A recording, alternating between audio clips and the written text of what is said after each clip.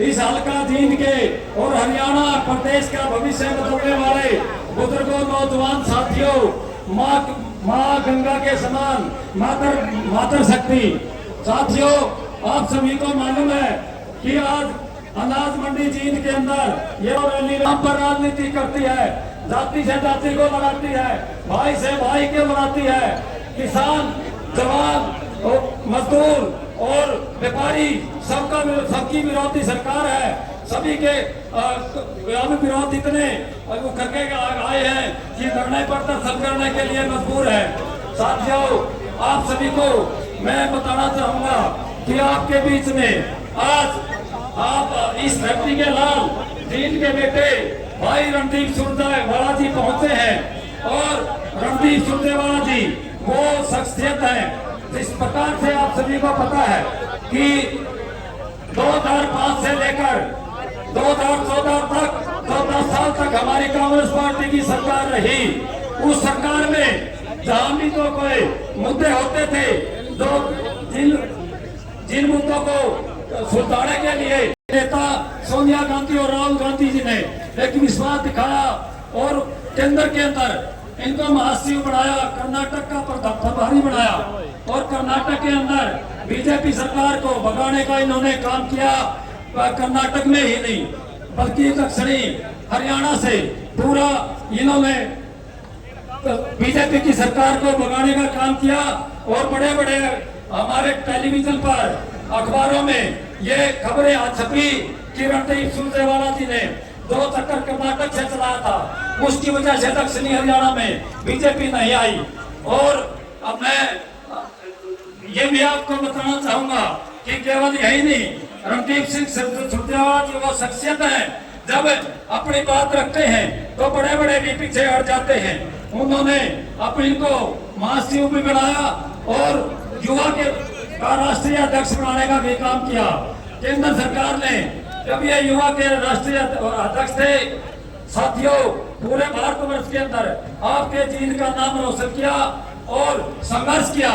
सबसे बड़ी बात यह है कि हमारे लखनऊ के अंदर एक बहुत बड़ा एजिटेशन था युवा का, इन्होंने पीठ नहीं दिखाई, कभी भाई आपके सिर को झुकने नहीं दिया और कभी पीठ दिखाने का लखनऊ में युवा होते हुए भी काम नहीं किया। लाठियां खाई और उन लाठियों की वजह से साथियों आपको बताना चाहूंगा आज भी एक पसली इनकी टूटी हुई है नीचे की। ऐसे संघर्षशील व्यक्ति जिन्होंने कभी पीठ दिखाने का काम नहीं किया और आपकी बात को ऊंचा रखा, तो ऐसे है वो आपके लाल इस धरती के बेटे रणदीप सुरजेवाला जी। और इन्हीं बातों को लेकर के मैं बहन कुमारी शैलजा जी के बारे में भी बताना चाहूंगा। ये वो शेरनी है, जब एक में दौड़ती है तो बड़े बड़े सुरमाओं के भी पसीने छूट जाते हैं, क्योंकि ये इनको लोकसभा चुनाव में जैसा आपको मालूम है ये छूट मिली कि आप कहीं से भी चुनाव लड़ सकती है, चाहे अम्बाला से चाहे सिरसा से। और सिरसा से आपने चुनाव लड़ा और ये दिखाया कि बहुत भारी मत से जीते और आपका पूरा हरियाणा के अंदर प्रभाव है। यही नहीं, इन्होंने जब भी हमारी प्रदेश की अध्यक्ष थी उस टाइम हमारे 90 के 90 हलकों में और 22 जिलों में अपने संघर्ष से एक कांग्रेस पार्टी की टीम को खड़ा करने का काम किया। और बहन जी, हम विश्वास दिलाते हैं इस जींद की धरती से, ये सभी जींद से जो आज आप ओंकार भरने जा रहे हो, ये ओंकार केवल हर जींद के अंदर ही बदलाव नहीं लाएगी, ये पूरा देश के अंदर और प्रदेश हरियाणा प्रदेश के अंदर आने वाले विधानसभा में एक बदलाव लाने का काम करेगी। और मैं अब आपको मेरे बारे में बताना चाहूंगा कि मैं रघुवीरवार जहाँ अपने जींद जिला के गांव रसाना में मेरा जन्म हुआ। मैं किसान के बेटा हूँ, किसानी मैंने की है, खेती की और अपना हमारी कंडेला खाप में यह बरसाना गांव पड़ता है और जो जिम्मेवारी खाप ने हमारे गांव को आने लगाई उसका भी मैंने पूरा करने का काम किया। साथ ही में जींद शहर के अंदर यहाँ आकर के अपने व्यापार स्थापित किए और वो उनके साथ साथ मेरे को 2 बारी जींद की जनता ने नगर पार्षद बना करके मुझे सेवा करने का मौका दिया। और नगर पार्षद होने के नाते मुझे जींद शहर के हर गांव में, हर गली में, हर मोहल्ले में जाने का मौका मिला।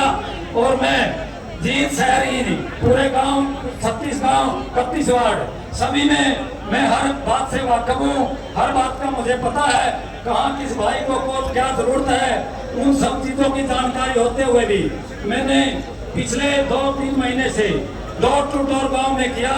और 1 महीने पहले तो मैंने हमारे जींद शहर के पूरे बाजार, पूरे मोहल्ले और चाहे वो सड़कें हों, हर घर में, हर दुकान पर जा करके सभी दुकानदार भाइयों का आशीर्वाद लिया और ये उनको बताया कि उनकी दुख तकलीफ जो है उनको हमने सुना। मैंने कहा कि हमारे जो शीर्ष नेतृत्व आज आपके बीच में दो सांसद बैठे हैं, 2 हमारे महासचिव बैठे हैं, पूरी कांग्रेस की ताकत जींद के अंदर बैठी है। उनके बीच में जींद शहर की जो समस्याएं हैं हम रखने का काम किया और उनके बारे में तो वो ही आश्वासन देंगे। और इस सरकार के बारे में जो जन विरोधी नीतियां हैं मैं देगुन पर ना बोलता हुआ, क्योंकि इन्होंने बोलना है, उनकी पोल खोलने का काम करेंगे। और इस जींद अनाज मंडी पुरानी से आज ये बदलाव रैली की हुंकार भरने का काम करेंगे और एक बदलाव की बयान चलेगी। और इसके साथ साथ यहाँ जींद शहर के अंदर 2 समस्याएं हैं। मैं एक बारी भाई साहब को उनके बारे में अवगत कराना चाहूंगा कि यहाँ सबसे पहले पीने के पानी की समस्या है। हमारी बहुत सारी कॉलोनियों में खारा पानी है जो कि सेहत के लिए हानिकारक है, जल ही जीवन होता है।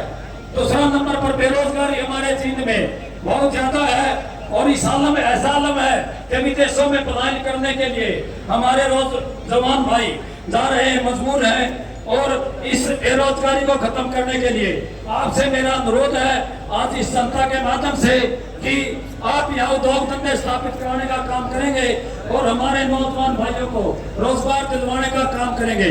इसके साथ साथ हमारी सड़कों की बहुत प्रॉब्लम है, टूटी हुई सड़कें हैं और सड़कों की जगह गड्ढे हैं और वो जो भी हैं वो पेवर और ब्लॉक की हैं।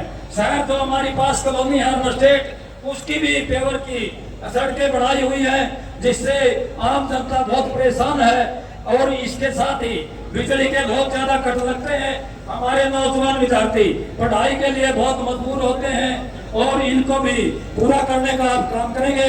एक हमारी जो मंडी की जो समस्याएं हैं, अब हमारी सब्जी मंडी की समस्या है। वहाँ सब्जी मंडी के अंदर शेड है दो, जहाँ पर 2000 के करीब हमारे भाई थड़ी फड़ी वाले बैठते हैं और बहुत सारे ग्राहक आते हैं। वहाँ पंखे की व्यवस्था नहीं है, पीने के पानी की व्यवस्था नहीं है, इसलिए